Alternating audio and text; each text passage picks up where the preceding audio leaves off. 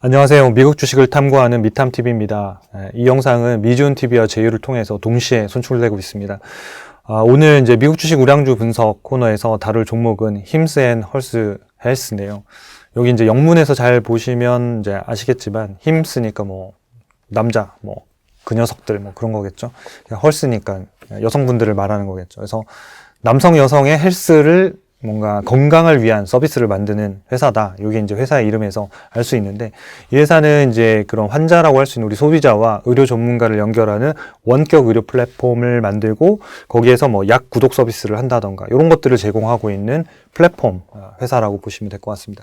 우량주 분석 코너에서는 저희가 이 4가지 질문에 따라서 저희가 봐드릴 거고, 주로 데이터에 기반한 내용들을 중심으로 설명드릴 겁니다. 그래서 뉴스에 대한 어떤 센티멘탈이라든지 어떤 최근에 어떤 뉴스에 대한 뭐 부분들에 대한 것들은 좀 따로 좀 체크하셔서 이 기업을 종합적으로 판단하시면 좋을 것 같습니다.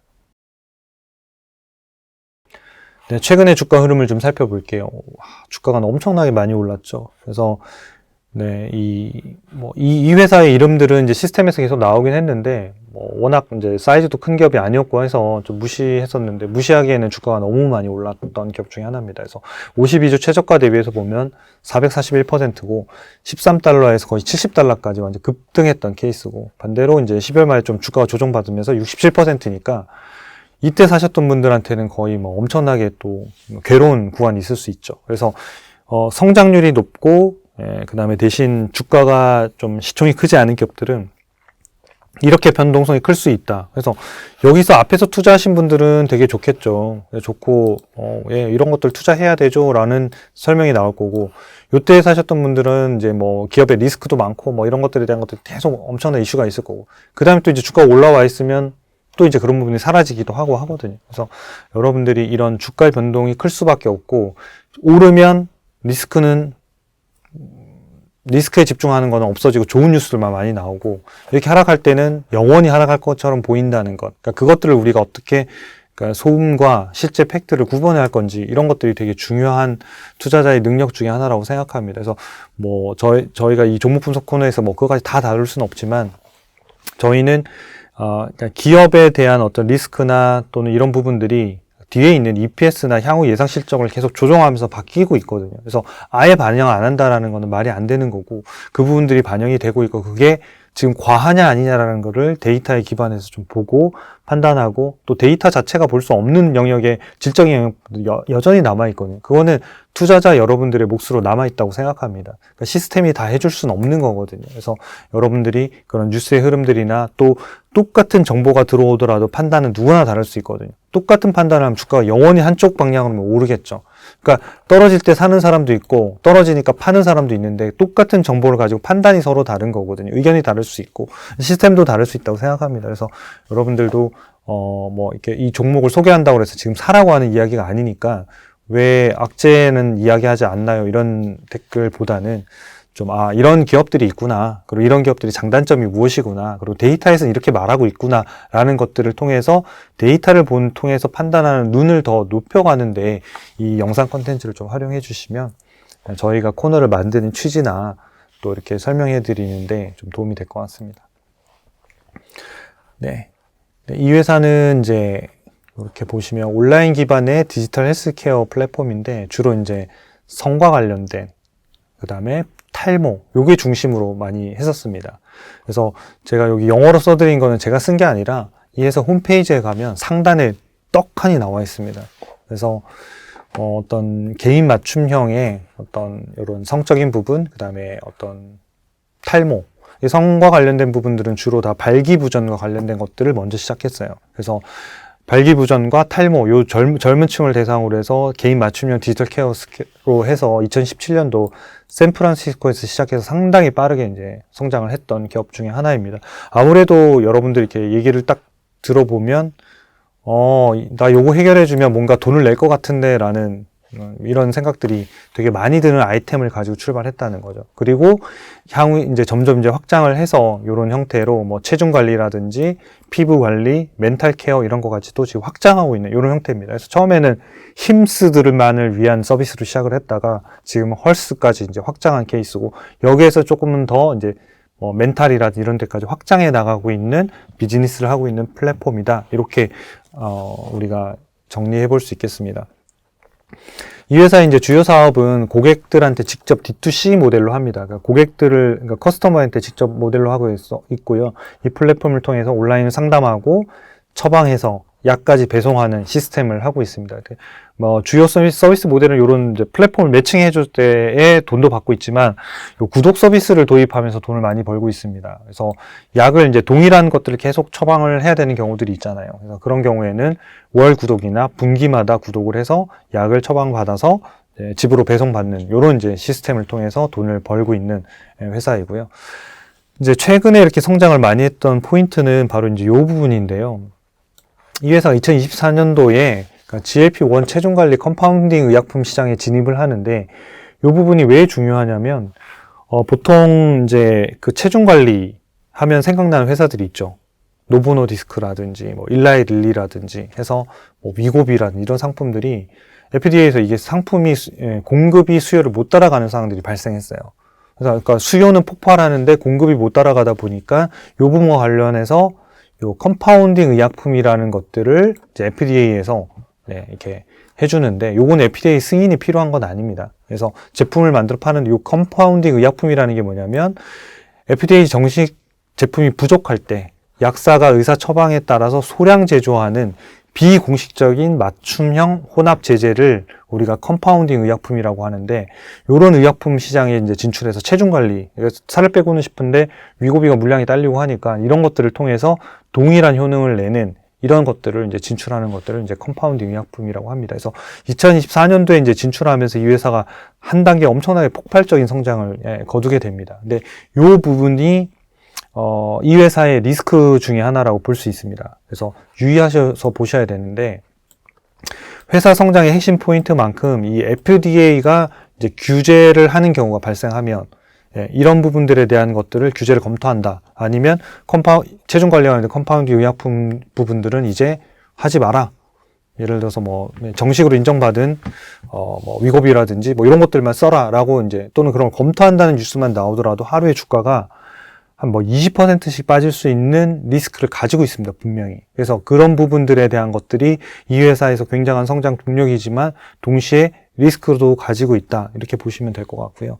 현재 정확하게 이 회사 컴파운딩 의약품의 매출 비중을 밝히고 있지는 않는데 사업보고서에서 나타나는 것들을 추정했을 때 대략 한 시장에서는 업계에서는 한 20% 정도로 추정하고 있습니다. 그래서 컴파운딩 의약품 시장이 엄청나게 성장했지만 혹시라도 이게 중단될 때는 이 정도의 성장이 날아가면 주가가 엄청나게 급락할 수 있는 리스크도 분명히 가지고 있다. 그래서 리스크 부분은 이런 관점에서 좀 보시면 좋을 것 같습니다. 그래서 성장 부분은 이제 컴파운딩 의약품 외에도 이런 것들 기본적인 모델로 성장하고 있는 부분들이 분명히 있어서 이 부분들을 중심으로 좀 보시면 좋을 것 같습니다.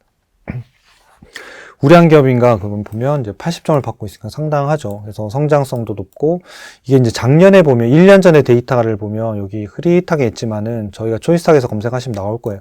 요 정도가 이 회사의 판단이었어요.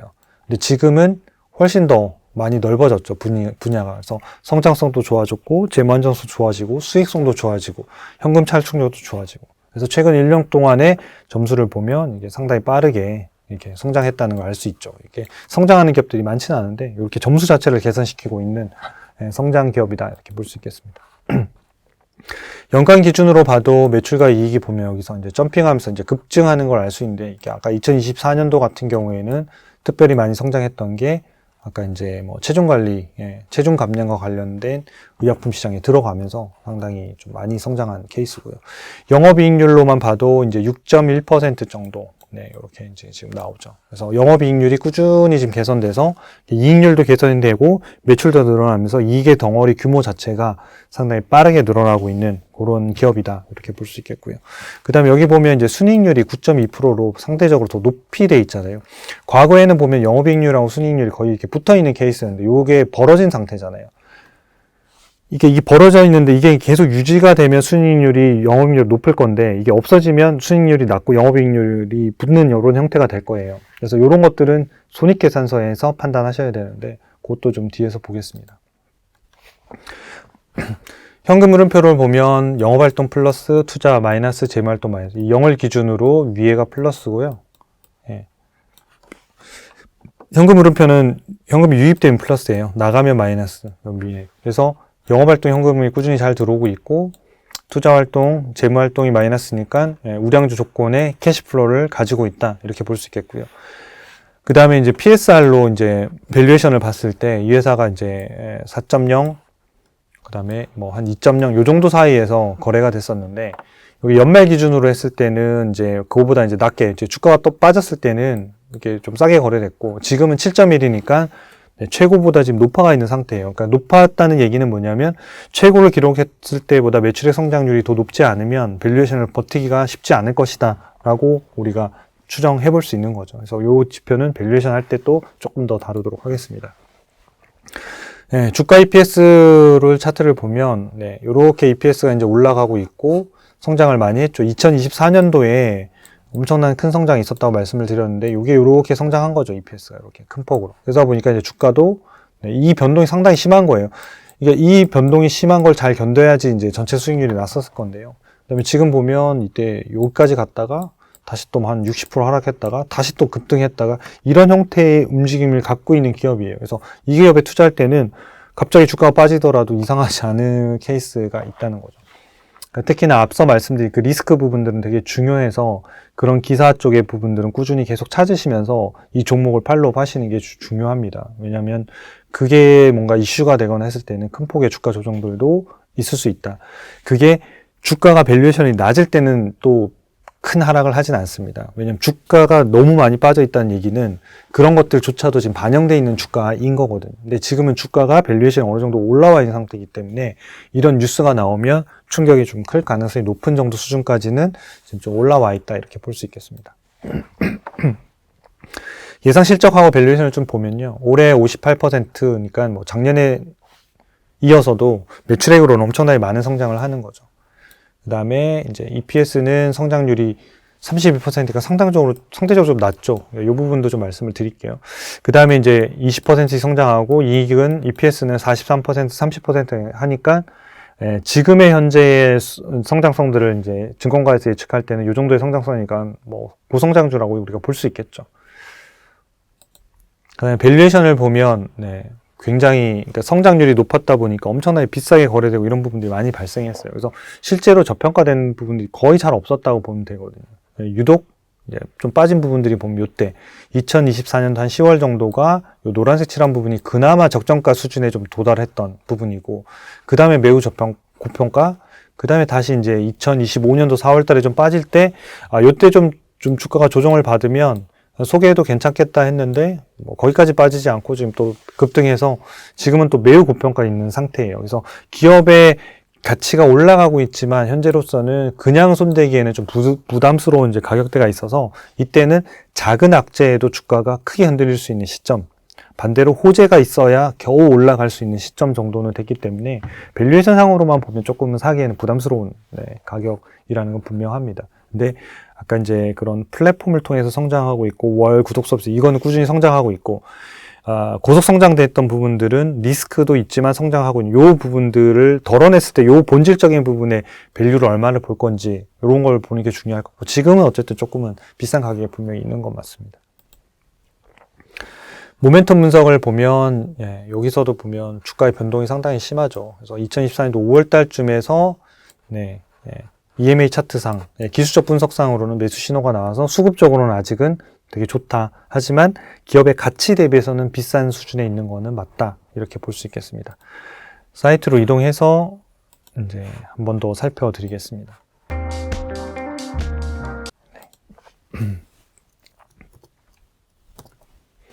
힘스 앤 헐스. 어제도 한 4.2% 올랐네요. 그러니까 시장에 비하면 좀 많이 오르는 거죠. 변동성이 좀 심한 편이고, 이 회사는 매매 신호가 처음에 매도한 이후에 사지를 못했네요. 한번 손절한 이후에 다시는 못 샀던 것 같습니다. 계속 이제 비싼 가격이었다는 그런 것 같고요. 최근에 하락했을 때 뭔가 편입이 됐으면 될 가능성이 있었는데 아직까지는 한 번도 한 경우는 없네요. 밸류에이션 보면 여전히 예, 이 가격에서 그러니까 요때가 한번 들어왔던 거고 요때가 아마 좀 수급만 잘 맞았었으면 매수가 신호가 나올 수 있었는데 요때 못 잡았고 요때는 조금은 더 하락했어야지 잡았을 것 같은데 급등하는 바람에 이제 잡지는 못한 것 같습니다. 시스템이라고 모든 걸 다 잡을 수는 없습니다. 그래서 100% 다 신뢰할 수도 없는 거고요.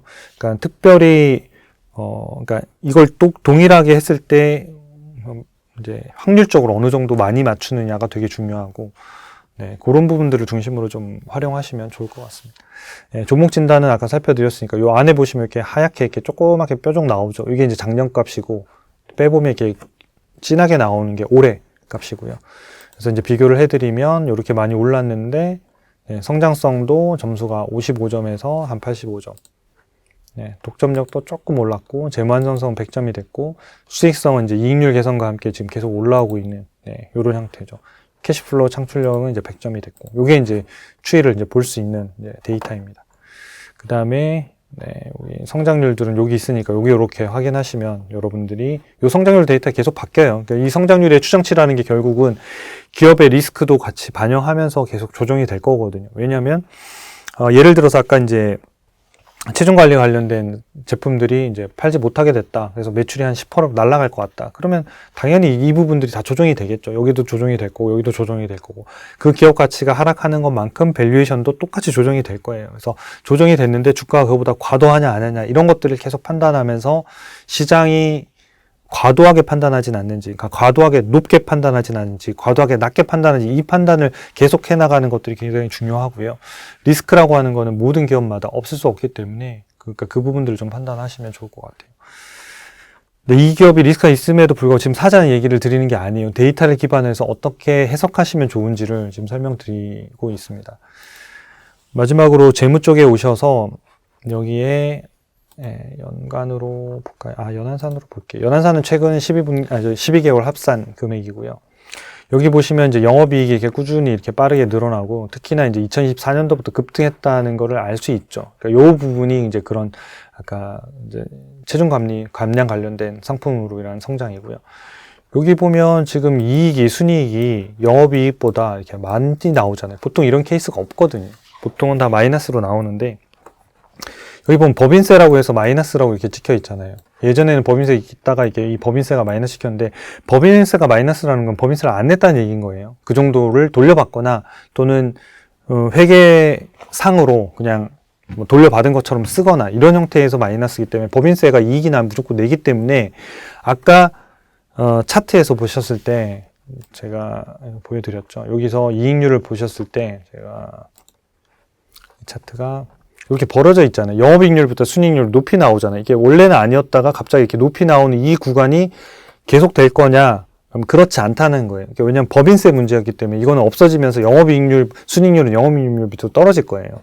떨어질 거고 그래서 순이익률이 9%가 아니라 5%대로 떨어질 건데 영업이익률이 계속 되면 그것 따라서 올라가긴 할 겁니다. 하는데 어쨌든 저거는 계속 유지될 수는 없다. 왜? 아까 앞에서 법인세와 관련된 부분이었고 이 법인세를 제가 분기로 한번 눌러볼게요. 분기로 누르면 최근 분기는 보면 법인세를 냈잖아요. 이미. 과거에 이렇게 마이너스가 됐고 이걸로 해서 이제 영업이익보다 순이익이 큰 게 발생했고 최근 1분기만 보더라도 이미 영업이익이 5,800만 달러고 순이익이 4,900만 달러니까 여기에서 이미 법인세를 낸 걸로 지금 나오죠. 그러니까 이 형태로 되면 이제 순이익률이 떨어질 거예요. 그러니까 법인세가 마이너스가 났던 경우는 뭐냐면 크게 두 가지인데 하나는 법인세 감면을 받았거나 그렇지 않으면 이연 법인세 자산이라고 해서 이것도 제가 미주초에서 한번 말씀을 드린 것 같긴 한데 뭐냐면 약간 이런 거죠. 그러니까 회사가 손실을 못 내고 그러니까 이익을 못 내고 손실이 나면 이 손실을 누적 손실로 잡아놓거든요. 이건 돈을 못 버는 거다라고 했다가 나중에 이 자산이 돈을 벌게 될 거다.